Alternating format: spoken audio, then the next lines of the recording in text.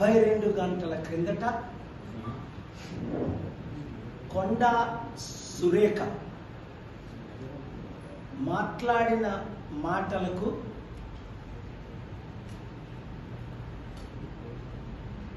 ఎవరెవరి గురించి ఆవిడ దూషించిందో వారి ఇంటికి వెళ్ళి క్షమాపణ చెప్పాలన్నా ఇంతవరకు చెప్పలేదు.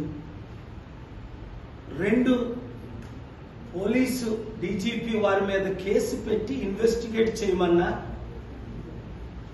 ఇంతవరకు చేయలేదు.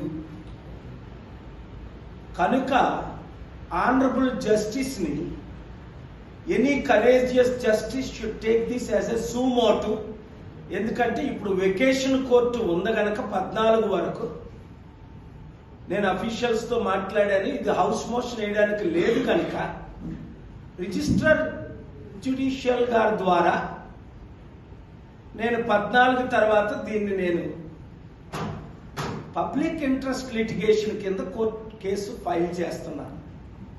ఒకవేళ కొండా సురేఖ రాజీనామా చేయకపోతే, ఒకవేళ రాహుల్ గాంధీతో నేను నిన్న ఇచ్చిన ఇన్స్ట్రక్షన్స్ ఏంటంటే, మీకు మహిళల పట్ల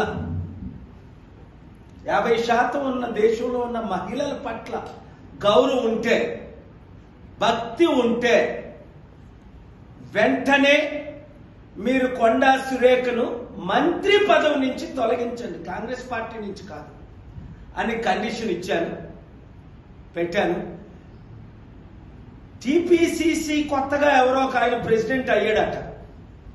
ఆయన అంటాడు ఇవన్నీ మీరు మర్చిపోండి అని నువ్వే మాట్లాడించవా? లేదా రేవంత్ రెడ్డి తమ్ముడు మాట్లాడించాడా? మర్చిపోవడం ఏంటి? మర్డర్ చేసేసి మీరు మర్చిపోండి అని నరహత్య చేసేస్తే మర్చిపోతారా? ఇది నరహత్య కంటే ఘోరం. దానికి నేను చెప్తాను ఎందుకో. నరహత్య అన్నది 1, 3, 4 ఒకరిని చంపుతారు. అది ఒకరికే ఎఫెక్ట్. ఒక ప్రాణం, విలువైన ప్రాణాన్ని తీసేస్తారు. దానికి 302 కేసు పెట్టి జైలు శిక్ష విధిస్తారు. మినిమం అయితే 10-15 సంవత్సరాలు, లేదంటే యావజ్జీవంగా కారాగార శిక్ష. ఇది ఒకరికి సంబంధించింది కాదు, కోట్ల మంది మహిళలకు, 140-50 కోట్ల భారతదేశ ప్రజలకు, 4 కోట్ల తెలంగాణ ప్రజలకు సంబంధించిన విషయం. ఇది ఒక సినీ ఫీల్డ్కే కాదు, ఇది అందరికీ సంబంధించింది. యదా రాజా తదా ప్రజ అంటే రాజులు ఏం చేస్తే, ఎలా మాట్లాడితే ప్రజలు అదే చేస్తారు, అలాగే మాట్లాడతారు. రాజులు, మంత్రులు. ఈవిడ ఒక మంత్రి ఇంత ఘోరమైన మాటలు మాట్లాడింది.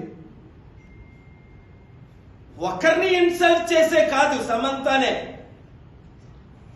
లేదా నాగార్జున కుటుంబం పాప ఆ నాగార్జున ఎవరో నాకు తెలియదు. ఆయన ఏమన్నాడు, మంత్రి వర్యులు మాటలు వెనక్కి తీసుకోమని. నో, సరిపోదు అని నేను ఢిల్లీ నుంచి ప్రెస్ మీట్ పెట్టాను. మీరు చూశారు, దేశంలో అందరూ కవరేజ్ ఇచ్చారు.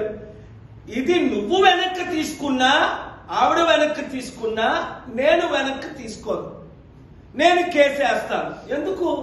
ఈ దేశం బాగుపడాలి అంటే,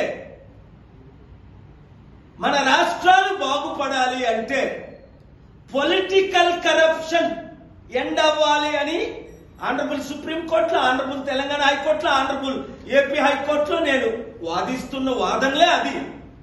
ఈ దేశంలో ఒకే ఒక కరప్షన్, పొలిటికల్ కరప్షన్. దొంగలు, గజ దొంగలు, 100,000 కోట్లు సంపాదించుకున్న వాళ్ళు అనేక మంది మంత్రులు. దానికి ఉదాహరణ హైడ్రా కేసు. ఇప్పటి వరకు భూములు, లక్షల కోట్లు విలువైన భూములు దోచుకున్న వాళ్ళని అరెస్టు చేయలేదు, పర్మిషన్ ఇచ్చిన వాళ్ళని అరెస్టు చేయలేదు, భూ కబ్జాలు చేసి అమ్మిన వాళ్ళని అరెస్టు చేయలేదు. కానీ 40-50 లక్షలు అప్పు తీసుకొని ఇల్లు కొనుక్కున్న వాళ్ళని సర్వనాశనం చేసేసారు. మీ మీడియా ప్రశ్నిస్తుంది, దానికి నేను మీడియా ఓనర్స్, మీడియా రిపోర్టర్స్ కు గాడ్ బ్లెస్ యూ. మీ తరపుని నేను ప్రశ్నిస్తున్నాను, దేశ ప్రజల తరపుని. కొండ సురేఖ ఎవరో నాకు తెలియదు, కలిశారు, విష్ చేస్తారు, గౌరవమైన. ఇది కొండ సురేఖ విషయం కాదు. దానం నాగేంద్ర ఏం మాట్లాడాడు అసెంబ్లీలో, పచ్చి బూతులు తిట్టాడు. వెంటనే స్పీకర్ ని కాల్ చేశారు, ఫోన్లో 5 నిమిషాలు మాట్లాడారు. సస్పెండ్ చేయమని అడిగారు. ఆయన సస్పెండ్ చేయనందుకు తెలంగాణ హైకోర్టులో నోటీసులు కేసు వేసి, నేనే చీఫ్ జస్టిస్ కోర్టులో వాదనలు వినిపించి 10 మంది ఎమ్మెల్యేలని డిస్క్వాలిఫై చేయమని 1975 ఇందిరాగాంధీని ఏ విధంగా డిస్క్వాలిఫై చేశారో అందరూ 10th షెడ్యూల్ నోటీసులు పంపించాం. వారందరూ డిస్క్వాలిఫై అవుతారు, అయి తీరుతారు. చట్టానికి అతీతం ఎవరు కాదు. అప్పుడే దేశం బాగుపడుతుంది. తెలంగాణలోనే, ఆంధ్రప్రదేశ్లోనే మనం ఈ చట్టాల్ని ఫాలో అవుదాం, ఫాలో చేయిద్దాం. రాజకీయ నాయకులు, ఇక్కడ నా సబ్జెక్ట్, అది కొండా సురేఖ లేదా అసెంబ్లీలో బూతులు తిట్టుతున్న అందరూ, పవన్ కళ్యాణ్ ఉన్నాడు, పిచ్చి పిచ్చి వాగుడు వాగుతున్నాడు. మొన్నటి వరకు నేను క్రిస్టియన్, నా భార్య క్రిస్టియన్, నా పిల్లలు క్రిస్టియన్, నేను బాప్తిసం తీసుకున్నాను అన్నాడు.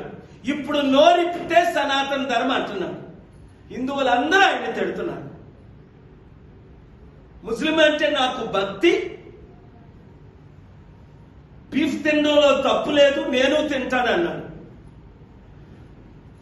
ఒక ఉప ముఖ్యమంత్రి అయిన తర్వాత కూడా ఎట్లా మాట్లాడాలో తెలియకపోతే, ఒక గ్యాంగ్ లీడర్ లాగా ప్రవర్తిస్తే, who will hold him accountable? Who will hold Pavan Kalyan? Who will hold Danam Nagender? Who will hold Konda Surekha? And who will hold 4,000 MLAs, 776 MPs accountable? If the honorable courts don't disqualify them, if the honorable speakers don't disqualify them, if the honorable election commission don't disqualify them, when MLA Danam Nagendra or Deputy CM Pavan Kalyan or CM Chandrababu Naidu, or for that matter any politician, so many others in the past Telangana Assembly we saw, they are speaking like rowdies, gundas, criminals, terrorists. In 2005 in the parliament we saw 10 MPs taken 10,000 rupees and sold themselves for raising questions. Then I raised that question.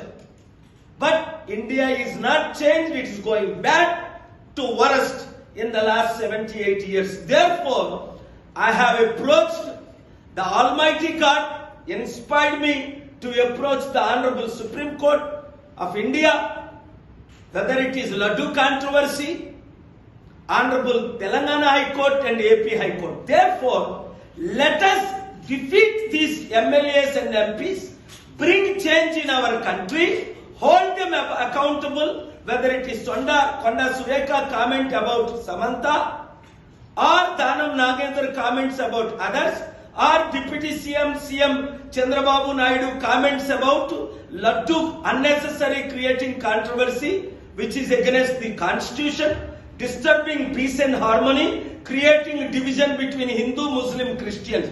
Let us end this. Thank you very much. God bless you.